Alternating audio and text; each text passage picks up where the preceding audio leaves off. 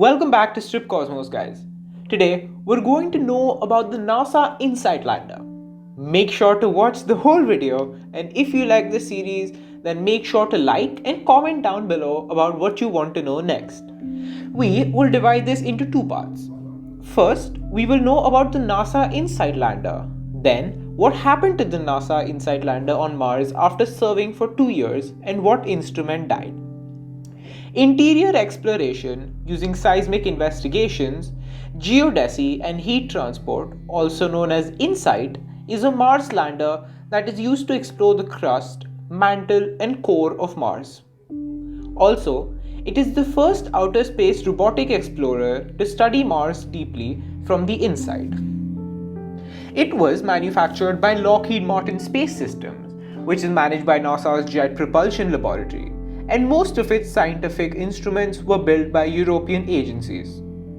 The mission launched on 5th of May 2018 at 11:05 UTC aboard an Atlas V 401 rocket and successfully landed at Elysium Planitia on Mars on 26 November 2018.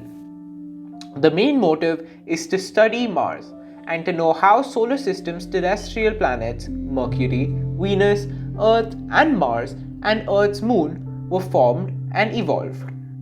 The objective is to study the earliest evolutionary processes that shaped Mars billions of years ago, in order to get an insight about how the inner planets formed during the evolution and formation of the solar system.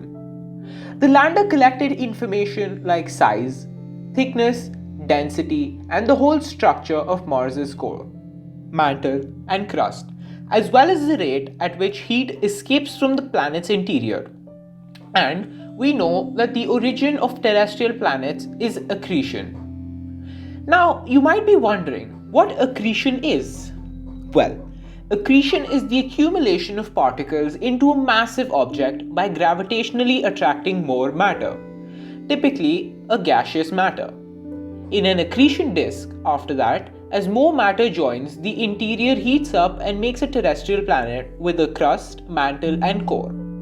The rate at which heat escapes from the planet's interior is measured by a device known as the Seismic Experiment for Interior Structure, or SEIS. This is a seismometer that is installed in the lander to provide seismic measurements of Mars quakes, enabling researchers to develop 3D structure maps of Mars's deep interior.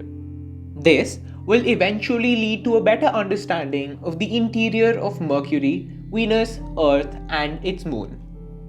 The mission's secondary objective is to conduct an in-depth study of geophysics, tectonic activity, and the effect of meteorite impacts on Mars, which could provide knowledge about such processes on Earth. The Heat Flow and Physical Properties Package, HP3, is a science payload which is on InSight lander that measures the internal heat flow and thermal properties of Mars. One of the instruments, a burrowing probe nicknamed the Mole, is designed to penetrate 5 meters below Mars's surface. This mission to Mars also included 2 microsatellites called Mars Cube 1 or MARCO together. MARCO or Mars Cube 1 consisted of 2 nano spacecrafts, MARCO A and MARCO B, that provided a real-time communications link to Earth for InSight during its entry, descent, and landing (EDL) on 26th of November 2018. On 5th of February 2019, NASA reported that both the CubeSats had gone silent by January 2019. NASA tried to re-establish the communications, but the attempts were unsuccessful, and on 2nd February 2020, NASA announced Mars Cube 1 mission formally ended. All of you guys must be thinking, why Mars was chosen for doing these experiments? Well, there are several reasons for this. Firstly, Mars is almost similar to Earth and is neither big or small. Also, there is evidence which suggests that Mars used to have water, a thicker atmosphere, and an habitable environment, which resulted in Mars as an excellent laboratory to know everything about our solar system. In fact, recently, We got to know that the NASA tried to make the mole work again and conducted 500 hammer strokes on Saturday, the 9th of January, the 754th Martian day, or Sol as it's known. However, sadly and unfortunately, there was no progress and the team called an end. They even used InSight's robotic arm, but the mole couldn't get enough friction to dig on Mars's soil. Here are some comments from the people who were involved in this mission. Firstly, we have Tillman Spoon of DLR, the HP3's principal investigator. He said, and I quote, "We've given it everything we've got, but Mars and our heroic mole remain incompatible. Fortunately, we've learned a lot that will benefit future missions that will attempt to dig into the subsurface." Unquote. We also have a statement from Thomas Zarkberken, Associate Administrator for Science at the agency's headquarters in Washington. And he said, and I quote, "We're so proud of our team who worked hard to get InSight's mole deeper into the planet. It was amazing to see them troubleshoot from millions of miles away. We have to push the limits of technology to learn what works and what doesn't. In that sense, we've been successful. We've learned a lot that will benefit future missions to Mars and elsewhere, and we thank our German partners from DLR for providing this instrument and for their collaboration." Unquote. Even though the mole left us, it helped us to learn a lot of things. Similarly, InSight's seismometer has now recorded more than 480 Marsquakes.